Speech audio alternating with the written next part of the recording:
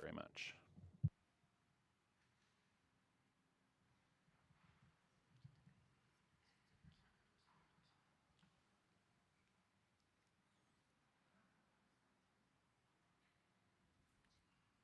Muy buenos días a todos y a todas. Mi nombre es Emily. Good morning to all. I am Emily Tangarife, and I am part of Integral Development, and I will be your Master of Ceremonies today in name of the Secretary General of the organization.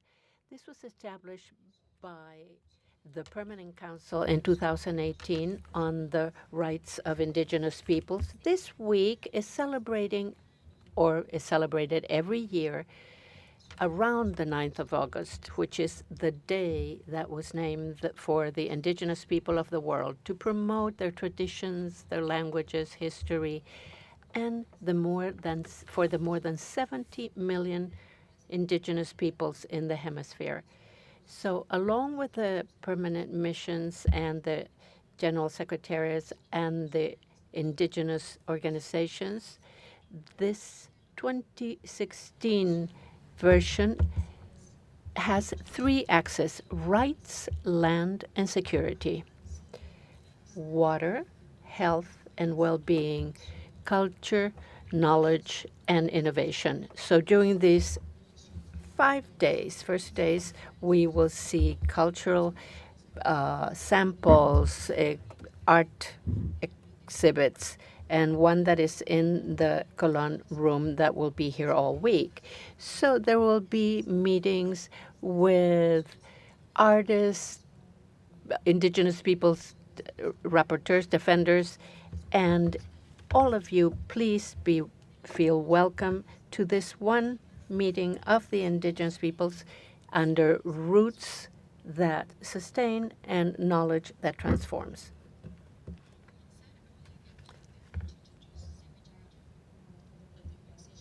American States, His Excellency Albert Ramdin. Secretary, if you can join us up here.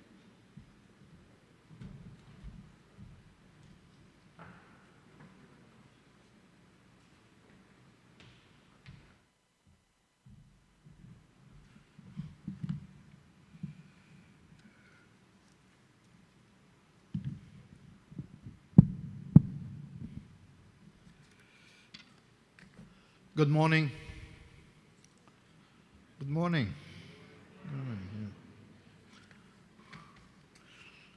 First of all, I'd like to apologize for being somewhat late. Our meeting on cybercrime is taking place in the other building, and they started a bit late. But if you have so many legal authorities present, and not being a legal authority myself, I'm somewhat scared to leave too early. You understand, I hope. So thank you very much for your patience, and I want to first of all recognize all the leaders of the indigenous groups present and for being present here. This is an important week as we celebrate. I want to, of course, recognize the permanent representative of Dominica and chair of the Permanent Council, Ambassador Steve Farrell, as well as Assistant Secretary General Laura Hill. And I want to thank you, Ambassador, to you and your team for the dedicated work on making this day possible and this week possible, and basically showcasing the importance which the Organization of American States attaches to the Declaration on Indigenous People. Permanent representatives and permanent observers present, representatives from our own General Secretariat, ladies and gentlemen. I am pleased to offer a few remarks at the opening of the 9th Inter-American Week of Indigenous Peoples, and especially the theme of this year, roots that sustain, knowledge that transforms, is especially meaningful, and I'll explain why shortly. In our view, The indigenous peoples of the Americas are essential to our being in our own hemisphere, in the Western Hemisphere. And their knowledge has profoundly shaped and enriched every aspect of life across our societies. Indeed, indigenous ancestral knowledge has helped us rethink our relationship with nature, particularly in the protection of territories and the stewardship of water and other vital natural resources. When the General Assembly of the Organization of American States adopted the Declaration on the Rights of Indigenous Peoples, following 17 years of negotiations, and I hope other declarations like the one on Afrodescentis does not take 17 years to negotiate, but to be adopted as soon as possible, because it's equally an important instrument to recognize the many people representing immigration, migration in our hemisphere. But when the ADRIP, as it is called, was adopted, it was a historic step, in our view, towards recognizing and affirming the rights of indigenous people throughout the Americas. The Declaration acknowledges, among other fundamental rights, the rights to the lands and territories, as well as to the preservation and development of the traditional knowledge, cultures, and languages. This recognition reminds us that indigenous peoples are not only guardians of an invaluable heritage, but also essential partners in building a more inclusive, sustainable, and just future for all. Their wisdom, resilience, and contributions continue to inspire our efforts to strengthen democracy, human rights, promote sustainable development throughout the hemisphere. And again, the reality is that we must be recognizing these elements, these critical elements, in an honest and unconditional way. That's not the case as yet in our hemisphere.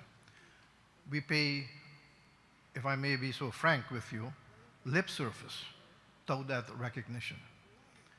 And I think it's time that we pay real value to what the heritage was and is. So for me, the adoption of the Declaration was only a beginning. The true measure will lie in our commitment in how we translate those principles into concrete action and tangible results for indigenous peoples across the Americas. And again, there is a lot of work still to be done. But it requires sustained dialogue. It requires cooperation and effective management for implementation and follow-up. So as we work to advance implementation of the Declaration, it is equally important to recognize that what is ultimately at stake, the preservation and transmission of the ancestral knowledge that lies at the heart of indigenous peoples' identities and communities, not only for the benefit of our societies, but to the benefit of the indigenous peoples themselves in the first place. Often we utilize that knowledge, like medicinal knowledge, in a commercial way, and very little flows back to the indigenous communities. I have seen that in practice in many instances. That is not how we deal or how we commit to recognition. It must be done in an honest way, in a fair way, in a just way. And let us not forget the issues on identity, on cultural heritage, and of course, the economies, the subsistence.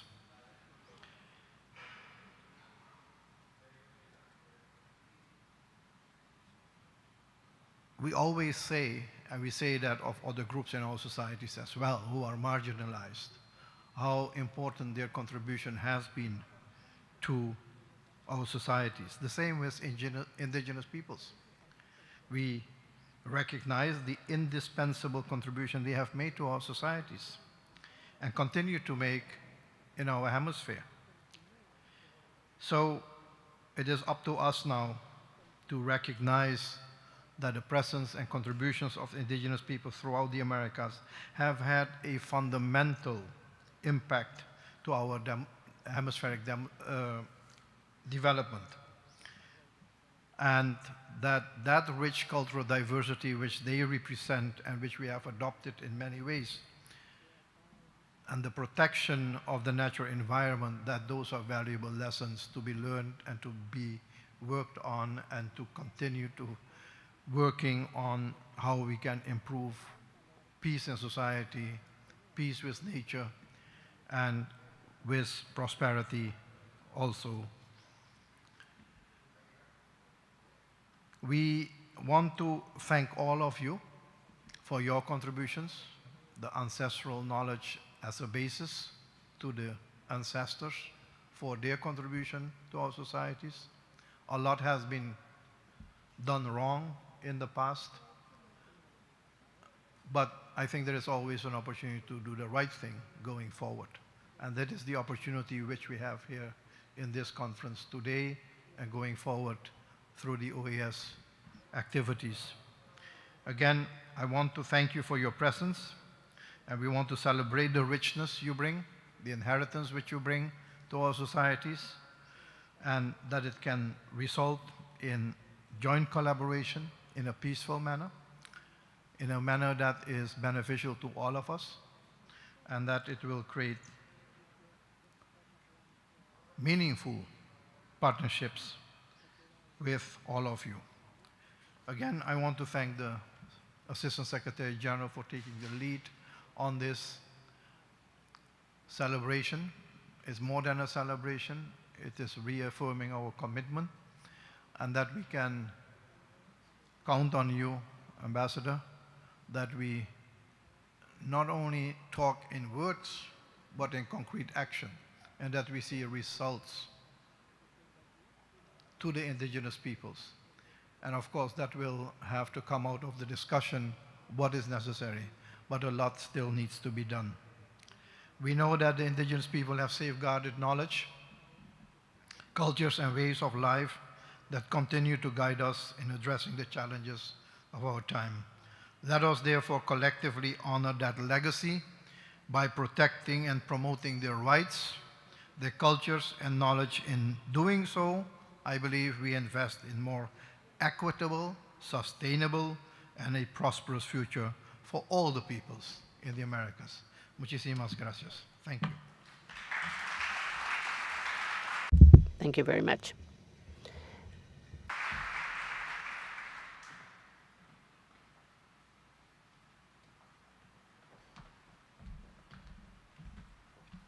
Thank you, Secretary General, for being here with us and for your kind words. Antes de continuar, algunas notas. Before we continue, I would like to greet all the participants that are joining us through the webcast, through Zoom. You will be able to follow everything that we share here at headquarters during the sessions that we will have this morning. Please note that we have simultaneous interpretation in Spanish, English, and Portuguese. We kindly invite you to select the language of your preference. If you need anything else, please do not hesitate to let us know. There's a small change in the agenda for today. At the end of the first panel, we will have a documentary, Creatures of the Water, has been shared by some indigenous communities that are following us today. We thank you for that collaboration. Ambassador Steve Farrell, Chair of our Permanent Council. Ambassador, you have the floor.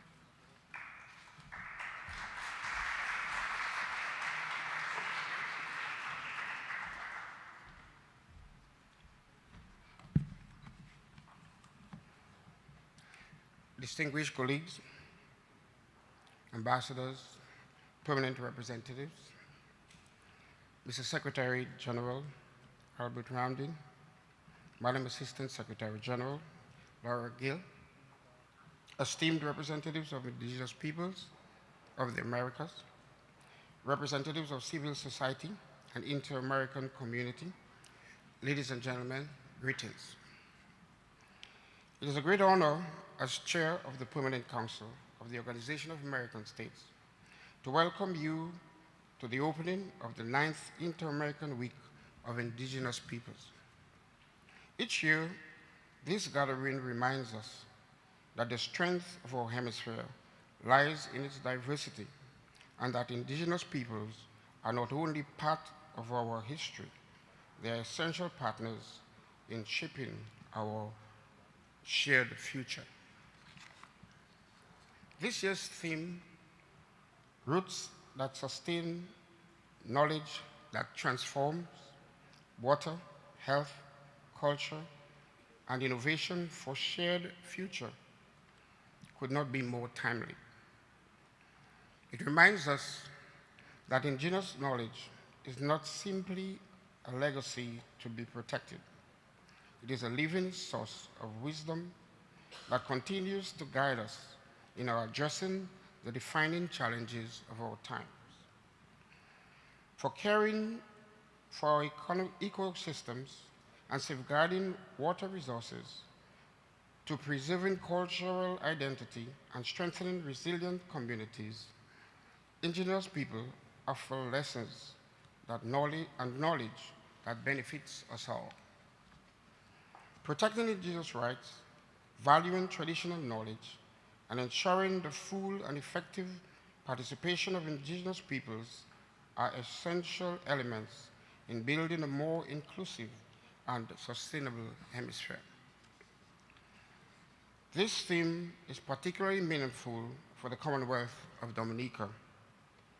As the permanent representative of a Caribbean nation that is home to the Kalinago people, I welcome this opportunity to recognize the enduring contribution to our national identity and to the rich indigenous heritage of the hemisphere. The Kalinago people, internationally recognized territory, stands as a symbol of resilience, cultural continuity, and the enduring presence of indigenous peoples in the Eastern Caribbean. In our region, the sea has never divided us. It has connected our people, our histories, and our cultures across generations. The Kalinago people's deep relationship with the land, forests, and rivers remind us that sustainability begins with respect for nature, for culture, and for one another. Their story is not only an important part of Dominica's identity, but also of the shared heritage of the Americas. The Inter-American Week of Indigenous Peoples provides an opportunity and an important platform for dialogue, exchange, and cooperation among member states, indigenous peoples, and all partners committed to advancing these shared goals. I warmly encourage all delegations to participate actively in the activities planned throughout this week. In particular, I invite you to join us for a special meeting of the Permanent Council on August 12th, commemorating the International Day of the World's Indigenous Peoples. This meeting will provide an opportunity to reflect on progress achieved, challenges that remain, and the collective actions needed to continue advancing the rights and well-being of indigenous peoples throughout our hemisphere. Dear colleagues, before I conclude, I wish to express my sincere appreciation to the Assistant Secretary General, Laura Gill, her dedicated team, and all areas of the General Secretariat for their commitment, leadership, and tireless efforts in preparing and organizing this 9th Inter-American Week of Indigenous Peoples. As we begin this commemorative week, let us be inspired by the roots that sustain us and the knowledge that transform us. Together, let us continue building an Americas where indigenous peoples, their cultures, and their contributions are fully recognized, respected, and valued. Thank you.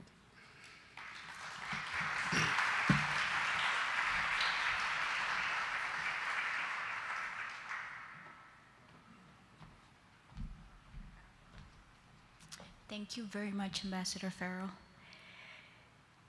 Y ahorita continuamos. We will hear now from Assistant Secretary General Ambassador Laura Gil. She and her team have been working tirelessly so that we have this week. They make this possible. Ambassador Laura Gil, you have the floor.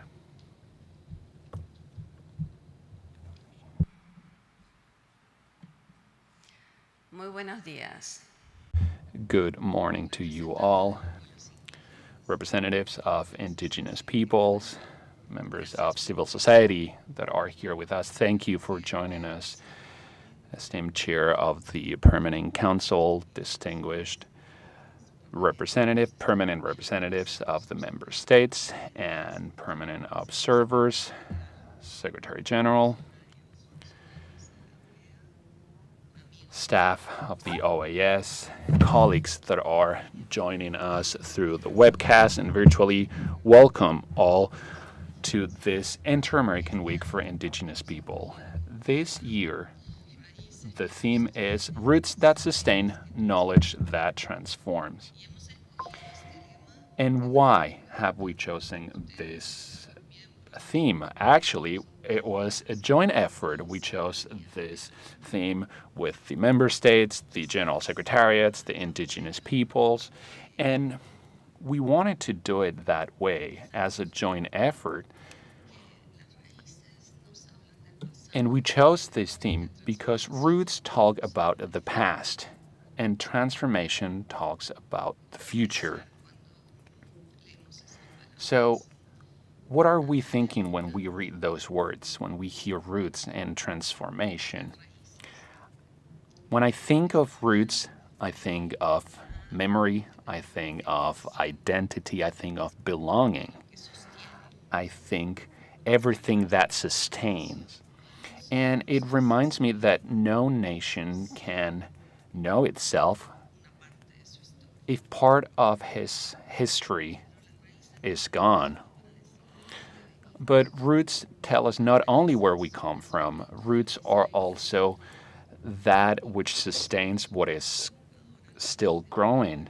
And that's why that second part of the theme is so important. I'm referring to knowledge that transforms. I think it is pretty clear, it's pretty obvious. There's no doubt that we have established certain hierarchies when it comes to knowledge and different types of knowledge. Some type of knowledge is called science. It's technical science, it's expertise, and there's another type of knowledge that we like to call tradition, ancestral wisdom, and these words hide a different meaning, and we need to stop doing that.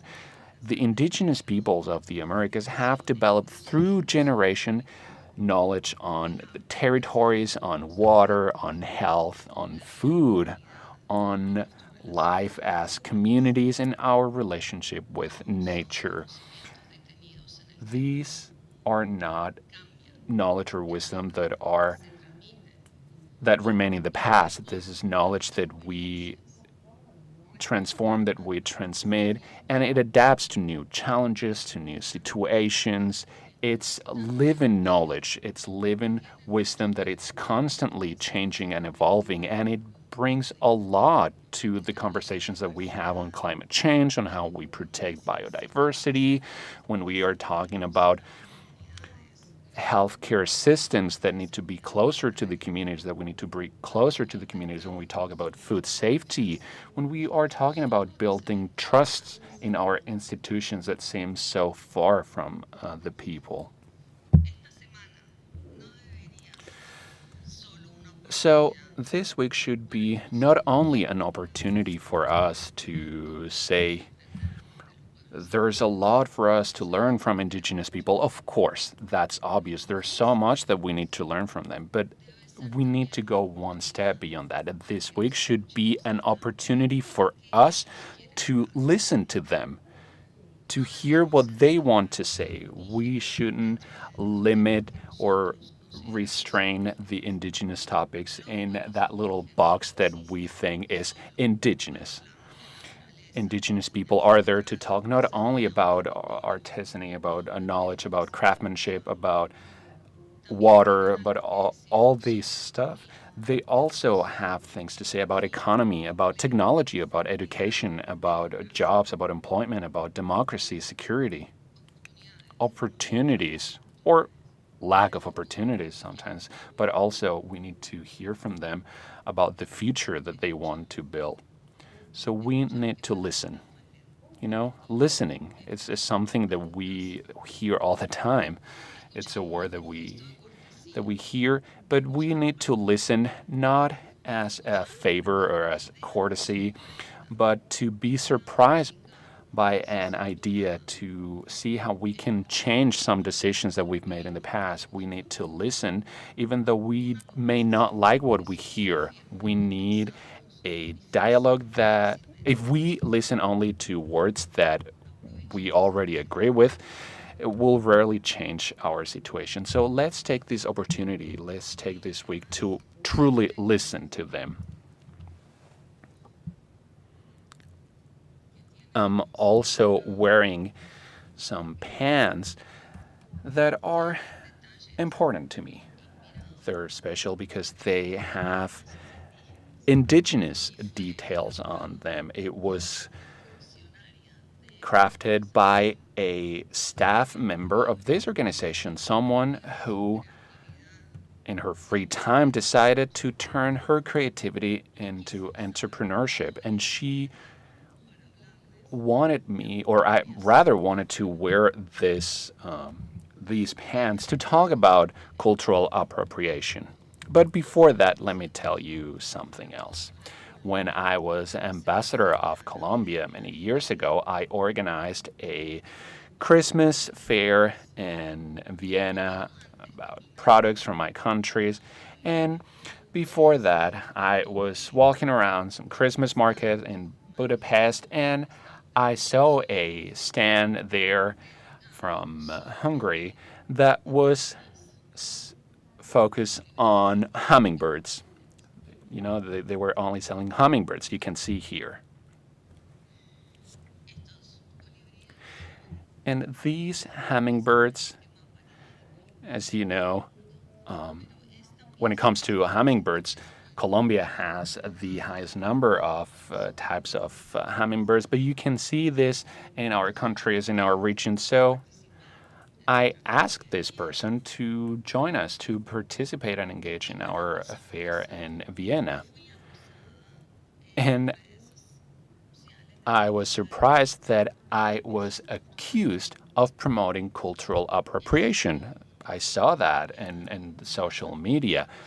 That person was supporting some families in Putumayo, has been working with them very successfully since then, since the pandemic. So after that situation, I started thinking a lot about what happened. It doesn't matter, if people criticize you, good or bad. You think about that. And then the situations made me think a lot, made me reflect on what happened, and made me rethink about my convictions, what is and what it isn't cultural appropriation. I remember the situations every time I purchase indigenous products, or I don some indigenous clothing that is fully indigenous, such as these bracelets that I have here. And it forces me to not go against my beliefs. And these are my beliefs. Not every time we use a different cultural expression means cultural appropriation. There's a different question out there. Who is creating these cultural products? Who is receiving the benefits? Who is in charge of this? There's appropriation when we take over a symbol, our identity, when we erase the origin of those of those cultural identities, and then we turn that benefit into something that will benefit only us instead of recognizing those who were in charge. Now, this is not what is happening with the pants that I'm wearing today. This is not cultural appropriation. There's a different way for us to engage with cultural identities. We can recognize, we can value, we can pay true value of the that cultural knowledge, those cultural expressions, and we need to make sure that they receive that true value that they deserve. A lot of times we accept that and a Western cultural or art piece creates certain benefits. So why is the situation different when it comes to indigenous art or indigenous entrepreneurship? This is not charity. When we are recognizing the indigenous knowledge and indigenous culture, we are recognizing their economic autonomy, their identity, their expertise behind every indigenous product that is based on traditional knowledge. There are hours of work. There's the transmission, the knowledge, intergenerational knowledge, the lack of recognitions a lot of times. So we need to celebrate indigenous knowledge. We need to also wonder who is receiving the benefits of this cultural knowledge. It means to buy directly, whenever possible, from the creators, from the or it's paying a fair share. It's protecting the collective rights and copyrights of these people. It is to make sure that indigenous creativity is a source of prosperity for those who are creating it. That's respect also for cultural identities and cultural knowledges. So, Maria Teresa, all the best to you and all the vendors that were and helping you to turn your clothing into something unique. So this week we will talk about this. We will talk about governance, security, water, health, and community-based solutions. I hope we also talk about economy, about innovation, about opportunities, and also technology. And I truly hope that we talk about the future. Indigenous peoples are not only guardians and stewards of something that must be protected. They are guardians of something that we are still building. So let this week be a point of meeting between institutions, between territories, between organizations, between different experiences. That means what it truly means to live here in the Americas. And the OAS has a particular role to play here. We are an organization that represents the Americas.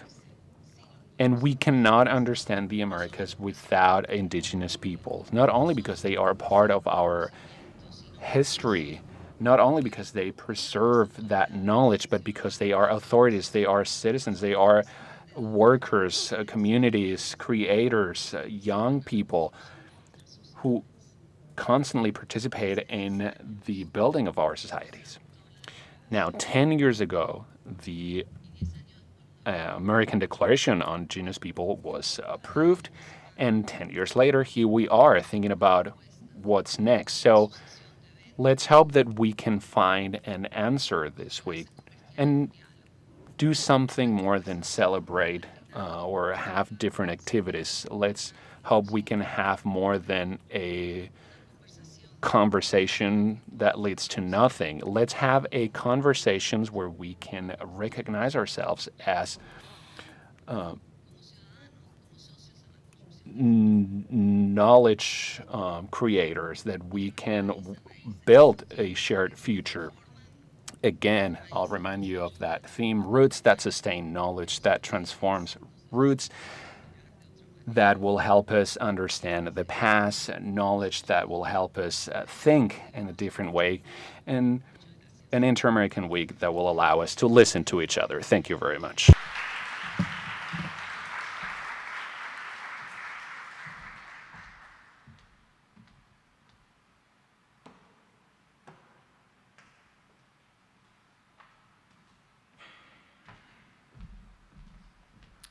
Muchas gracias, Embajadora Gil. Thank you very much, Ambassador Hill. To continue, we're going to take our official portrait or picture. So I ask all of you if you will go to the stairs that are here on my right, the first set of stairs, for the official photograph. And then we will come back for our first panel. Thank you very much.